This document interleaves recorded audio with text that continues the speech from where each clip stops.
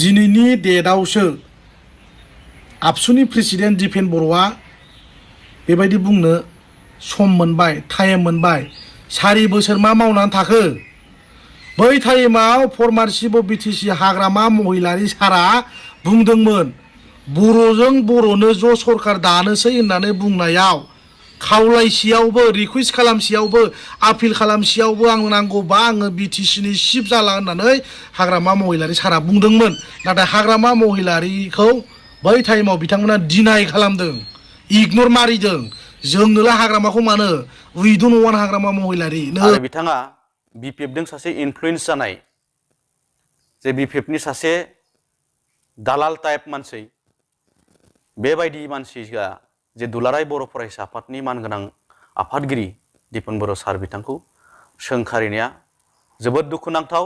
जोङो गिबियावनो बिथांखौ खावलायनो नागिरदों बिथाङा जेन दिनैनिफ्राय बेबायदि गाज्रि खोथाफोरखौ बुंनायनिफ्राय बिथाङा जेन जानगाराव थायो बिथांखौ जोङो थिक्कार होदों। दा लागावबाय नङा होमबा लोगोफोर गेरेमसा बसुमतारी बिथांखौ दिनै दुलाराय बर' फरायसा आफादनि गोबां बिथांमोना मिडियानि गेजेरजों लागायदों माने मा होनो AK-47जों माने राइफलजों हख्लायलायनाय बायदि जादों दिनैनि दिनाव नङा होमबा। दिनै आंबो बेखौनो बुंगोनब्रा दिनै बिथांमोना मानि थाखाय रायजादों बै गेरेमसा बसुमतारीजों दिनै मानि थाखाय समग्र बिटिआरनि रायजो राजाफोरजों बा जोंनि बर' रायजो राजाफोरजों दुलाराय बर' फरायसा आफादा मानो सोंखारि जानो गोनां जादों एबा दुखु मोनजानांगौ गोनां जादों बेखौसो सिन्था खालामनांगौ। नोंथांमोना बै ससियेल मिडियायाव हिर' जाफैनायनि सिगां एसे माने सिन्था खालामग्रोनांगौमोन। दिनै नोंथांमोना हिर' जाफैनो ओंखारबाय नङा होमब्ला दिनै गाव गावनि गन्थं हास'नानै लानाय बायदिसो जाबाय नोंथांमोना नङा होमबा। बै समाव दुलाराय बर' फरायसा आफादखौ सोर सोंखारियोमोन नङा होमबा रावबो सोंखारियामोन। जिहेतु दुलाराय बर' फरायसा आफादा जाहैबाय हारिनि मोनसे सिनस्रि मानसिखौ जेरै फसंथानो थाखाय सिनस्रि नांगौ थिग बिदिनो मोनसे हारिखौ फोथांनानै लाखिनो थाखाय बा फसंथानो थाखाय सिनस्रि नांगौ नङा होमबा। दा बिनि थाखायनो दिनै दुलाराय बर' फरायसा आफादखौ दानाय जादोंमोन नङा होमबा। दा दिनै नैबे समाव मानो सोंखारि जानांगौ गोनां जाखो जेब्लानाखि 2020 मायथाइयाव UPPL ABSU लोगो लानानै मोनसे राजनितिनि फोथाराव बिथांमोना ओंखारदोंमोन नङा होमब्ला। बै राजनितिकआव बिथांमोनहा सोरनिफ्रायबा हावलत लानानैबाबो बुथुमला बुथुमलि खालामनानैब्लाबो दिनै बिथांमोना एलायन्स माने दाजाबलाय दानख'लाय खालामनानैबाबो बिथांमोना सरखार दानो हाबायमोन नङा होमबा। दा मोजांनि बाथ्रा जोंनि बर' रायजो राजाफ्रा सानदोंमोन साफ्रोमबो माने फोथायदोंमोन बै समाव बिसिबां गिदिर गिदिर खोथा बुंदों थारमानि बेफोर गासिबो जाफुंजोबगोन नामा न'खरै न'खर साख्रि बेबो जागोन नामा बै NDB बिदा फंबाय बिथांमोनाबो जेलनिफ्राय उदां जागोन नामा साननानै गोबां फोथायनाय दंमोन। आरो हाग्रामा महिलारि सारा जेसेबांनाखि खामानि मावदों बिनि 3 गुन खामानि मावगोन नामा होननानै फोथायदोंमोन। नाथाय दिनै फैयै फैयै जोबनायाव मा नुखो दैसे दाउदै गलाजों समान नैबे एग्रिमेन्टआ दा ओरैबायदि अबस्था आरो दिनै दुलाराय बर' फरायसा आफादा जे समनिफ्राय माने राजनितिनि बै गुबुंले फुख्रियाव गोजोमनानै थादोंमोन बै समनिफ्रायनो दिनैसिमबो बिथांमोनहा ओंखारबोफिननो रोङाखै। दिनैसिमबो बै फुख्रियावनो बिथांमोना मैसो गादे लानायफोर बायदि गादे लासोमनानै दङ दासिमबो सिखारनो रोङाखै। मानो सिखारनो रोङाखै बिनि खैसारा मा बिनि खारना मा बेसो साननो गोनां रायजो राजाफोर। दिनै बिथांमोना जुदि बर' हारिनि अलखद बा खैफोदखौ जुदि नुहुरदोंमोनब्ला नङा होमब्ला बिथांमोना दिनै सिरि मोननो रोंनांसिगौ बै गुबुंले राजनितिनि बै फुख्रिनिफ्राय दिनैहाय ओंखारबोनो रोंनांसिगौ बर' रायजो राजाफोरनि सिन्था दंबा।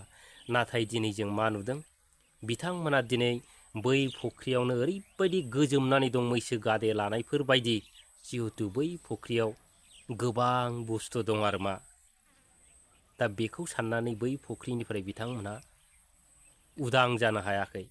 दा जोंनि बर' रायजो राजाफ्राबो बिराद नेगासिनो दं फोथायनाय दंमोन बिथांमोना बै राजनितिनिफ्राय उदां जागोन। नाथाय दिनैसिम नेयै नेयै जोंनि बर'नि गिदिर गिदिर दैदेनगिरि बिथांमोनाबो सिन्था खालामबाय बिथांमोना थारैनो गमामायैनो बै गुबुंले दैयाव माने गोदोनो थांगासिनो दं। दा बेखौ नुनानै दिनै जोंनि बर' रायजो राजाफ्रा दुखु मोनबाय। गिदिर गिदिर दैदेनगिरि इन्टेलेक्सुवेल बिथांमोना दिनै खुद्रिबाय। बिथांमोनखौ दिनै माबोरै फोथायजाबावनो? दिनै बेखौ लानानैनो बा बेफोरखौ साननानैनो जोंनि बर' रायजो राजाफ्रा साफ्रोमबो खुद्रिनांगौ जादों। एबसुखौ रायनांगौ जादों। सोरबा इउटुबार बिथाङा बोरायनांगौ जादों। सोरबा उन्दै गेदेर गामिनि गासिबो बिथांमोनानो जाय बिथांमोना बुजिदों बे बिथांमोना दिनै सोंखारिनांगौ जादों। नोंथांमोना फल' खालाम। मोनफ्रोमबो भिडिअ'नि कमेन्टफ्राव नोंथांमोना फल' खालामनानै नाय। दिनैनि दिनाव बर' फरायसा आफादखौ सोरबा मोजां मोनबावो नामा? नोंथांमोना बयनिबो भिडिअ'नि कमेन्ट्सफ्राव माने थांनानै नायै अब्लानो बुजिगोन दिनै एबसुखौ मानि थाखाय गाज्रि मोनखो बा दुलाराय बर' फरायसा आफादखौ मानि थाखाय गाज्रि मोनखो। अब्लानो नोंथांमोना गाव गाव सानबानो बुजिगोन आरो। लोगोफोर माथो बुंबावनो नङा होमब्ला? दा गुबै खोथाया बेनो बिथांमोना दिनैनि दिनाव सैथो बाथ्रा बुंबा दुखु मोनो, रागा जोङो। बै दैसायाव बांद्राय थब्ल'योबा गन्थङाव दै हाबो आलौलायनाय। दिनैनि दिनाव थिग बिदि रायजोफोर। दा बिथांमोना दिनै दायखौ मावनानै बिथांमोना बुंजानो हाया। दुखु मोनो, रागा जोङो। दा आं दिनै बेखौनो बुंगोन बिथांमोना सोरजोंबा रायजानायखौ बायोबा, सोरजोंबा गाज्रि सोंखारि जानायखौ लुबैयाब्ला आरो हारिनि फारसे जुदि सिन्था खालामदोंब्ला बिथांमोना बै समनि बायदि ओरैबो जाया ओरैबो जाया निउट्रेलाव फैफिन। अब्लानो नोंथांमोनखौ बयबो माने सेलुट बानायगोन, बयबो सनमान होगोन। बै समाव जेरखम नोंथांमोनखौ सनमान होदोंमोन दाबो नोंथांमोनखौ बिदिनो सनमान होगोन। दा नैबे दिनाव नोंथांमोनहा मोनसे हानजायावनो थानानै बिदि दम होलाबायबाय थानाय, बिदि खौरां मेलनि गेजेरजों सोरखौबा रायनाय बेफोरो नोंथांमोननि थाखाय समाया बुन्दुमोन। जिहेतु दिनै गोरोन्थिया नोंथांमोनावनो 110% गोरोन्थि दं। दा बेखौनो सिन्था खालामनांगौ नोंथांमोना। दुखु मोननानै लाब गैया। दिनैनि दिनाव गेरेमसा बसुमतारी बिथाङा मा गाज्रि खोथा बुंदों? दिनै नों गुबै खोथाखौसो बुंदों। बेयावथ' खुनु इलिगेल खोथा बुङाखै। बिथाङा दिनै लेगेल खोथासो बुंदों। दा बेयावनो दिनै नोंथांमोनाव गन्थङाव दै हाबनाय जादों आरो मा नङा होमबा? आसल खोथाया बेसो। आरो आङो नोंथांमोनखौ मोनसे खोथा खावलायबावनो लुबैदों। जेब्लानाखि MP इलेक्सननि सिगां नोंथांमोनहा बर'नि जेंनाफोरखौ मावफुंनो बा बिटिआरनि बे दफाफोरखौ मावफुंनो थाखाय NDAजों एलायन्स जानानै माने NDAनो भट मागिदोंमोन। दिपेन बर' बिथाङा हेलिकप्टार गाखोनानै नङा होमबा? दिनै नोंथांमोननि सापर्टफ्रा दिनै गासिबो देरहालांजोब्बाय, MP जाहैजोब्बाय नङा होमब्ला? दिनै नोंथांमोना बुंदो जों नोंथांमोनखौ नोंथांमोननि बुंनाय बायदियैनो देरहाहोहरबाय। जोंनि बर' हारिनि गेजेराव गोबां जेंनाफोर दं आरो सान्थि सुक्ति जानानैबाबो NDP बिदा फंबायफ्रा दासिमबो जेलाव दं। बेखौ मानो सावरायदा? बेफोरखौ सावरायनो नोंथांमोना दिनै नोंथांमोननि MPखौ थोनदो। जिहेतु बै MPफ्रानो जाहैबाय नोंथांमोननि दैथायहरनाय, नोंथांमोननि सापर्टआव देरहालांनाय। नाथाय दिनै नुबाय मा नोंथांमोना बै बिथांमोनखौ दिनैसिमबो फंसेबो खोथा बुंनो हाया। बिनिफ्राय दुखुनांथावसिन आरो माथो खोथा दंबावो? आरो दिनै जाय बिथांमोना दिनै देरहालांदों बै बिथांमोनहा बै गोजौआव पार्लियामेन्टआव दिनै बर' हारिनि जेंनानि सोमोन्दै मा खोथा बुंहैखो? दा बेखौसो सिन्था खालामनांगौ। दिनै नोंथांमोना साननो गोरोंब्ला दिनै ससियेल मिडियानि जुग, नोंथांमोना नुयै नङा सामफ्रामबो दिनै इउटुब बोदलाबानो नुयो नङा होमबा? होमबा नोंथांमोना दासिमबो जाथिनि फारसे मानो सिन्था खालामनो रोंदा? नोंथांमोना दिनैसिम मानो साननो रोंदा? दिनै नोंथांमोना बुंदो जोंनि सिगाङाव मावफुंनो होननानै समायखिरा लांनाय बै माखासे प्रतिश्रुतिफोरखौ नोंथांमोना मावफुंदो होननानै दिनै रोखा रोखा नोंथांमोना आसि खिन्थानानै बुंदोंमोन हायोब्ला दम दंब्ला। नाथाय दिनै नोंथांमोना बुंनो हायालासिनो दिनै मानो फासयनानै थाखो? जाथिनि जुदि सिन्था खालामदोंब्ला दिनै नोंथांमोनखौ नंगौ खोथा बुंनायावसो नोंथांमोनहा गाज्रि मोनबाय नङा होमबा? नोंथांमोना दिनै बुंदोब्रा सम फैबाय। दिनै नोंथांमोना BJP सरकारजोंनो एलायन्स जानानै 4 बोसोर सरकार दाबोबाय। नाथाय दिनैसिमबो नोंथांमोना मोनसेबो खामानिखौनो दिनै साक्सेस खालामनो हायाखिसै।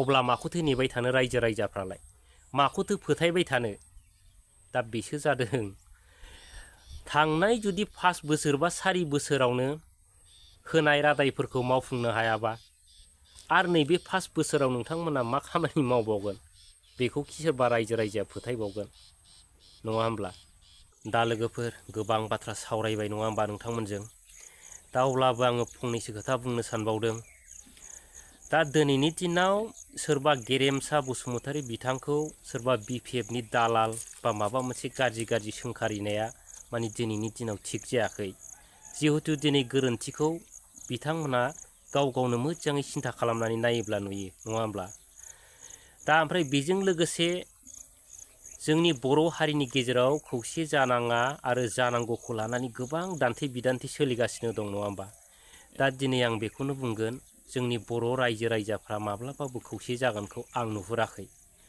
जिहेतु बिनि गेजेराव गोबां माने राजनितिनि खोथा हाबनानै दं नङा होमबा सोरबाबा गादिनि लबाव माने खौसे जानाय नङा सोरबाबा मानिबा हास्थायनायाव खौसे जानाय नङा ओरैबायदि पइन्ट दं आरो बिनिखायनो आं दिनैनि दिनाव गोरोबलायगोनखौ नुहुराखै आरो गोरोबलायनो हायोबा जोंनि थाखाय बिराद मोजां नङा होमबा दा दाख्लिनि बेलायाव नायदो दिपेन बर' बिथाङा खौसे जानांगौ होननानै पस्ट खालामबाय नङा होमबा मोजांनि बाथ्रा खौसे जानांगौ खिन्थु BPFनिफ्रायबो गोबां दैदेनगिरि बिथांमोना खौसे जानांगौखौनो दिनै एक्सेप्ट खालामबाय दा लास्टआव दिनै फाइनालाव मा जाहैखो दिपेन बर' बिथांनि बुंनाया उल्था जालायबाय खौसे जानांगौब्ला माने मोनथाम दलजोंसो खौसे जानांगौ जाहैदों बे खोथा जाबाय दिनै नोंथांमोना BJP हान्जाजोंनो दिनै नाख्रेबजागासिनो दं नासयजागासिनो दं BTCनि मोनदंनाय मानि पावारखौ दिनै लांजाजोबगासिनो दं अब्लाबो नोंथांमोननो बैखौ मानो नांगौ बैनि खोथाया मा जाखो मानो BJPखौ नांगौ नोंथांमोना खाफालाव खर'आव सौजाबाबो दिनै नोंथांमोननो BJPखौ मानो नांबाय थागौ दा आसल साननो गोनां खोथाया बेसो आरो मानि थाखाय दिनै मोजां खामानि मावाबाबो नोंथांमोना मानो गिलु फालु गावजों गाव बाख्नायनानै टाइमखौ नस्थ' खालामबाय थानो गोनां जाखो नङा होमब्ला दा आसल खोथाया बेसो दा नोंथांमोना बर' रायजो राजाफोरनि बा हारिनि फारसे मोजां लुबैयोब्ला नोंथांमोना इमिडियेटलि बबेबा मोनसे हान्जानिफ्राय ओंखारनानै गोख्रैनो माने निउट्रेलाव फैनानै था आरामसे नोंथांमोनखौ सनमान होगोन बा रायजो राजाफ्रा नोंथांमोनखौ एक्सेप्ट खालामगोन आरो मा थार सारा जेबो बुद्धि गैया आरो बेफोरबायदि लास्टआव जुदि जायाब्ला माने जोंनि बर' रायजो राजानि परिस्थितिया माने फाइनालाव बिराद गाज्रि जाहैगोन बेखौ माने एकदमबारे गोथोङै नुहुरखानाय आरो रायजोफोर बेखौ सिन्था खालामनानै नायबानो जाबाय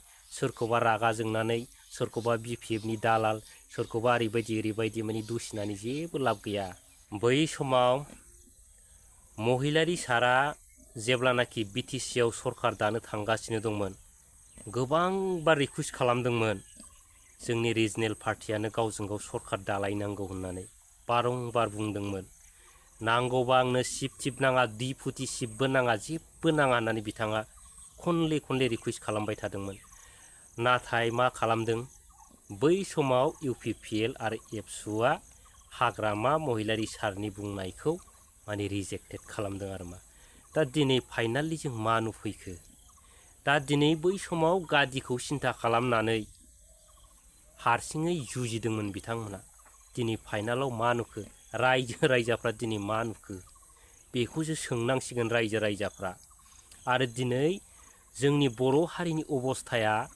बबे लामाजों थांखो दा बेखौसो सिन्था खालामनांगोन रायजो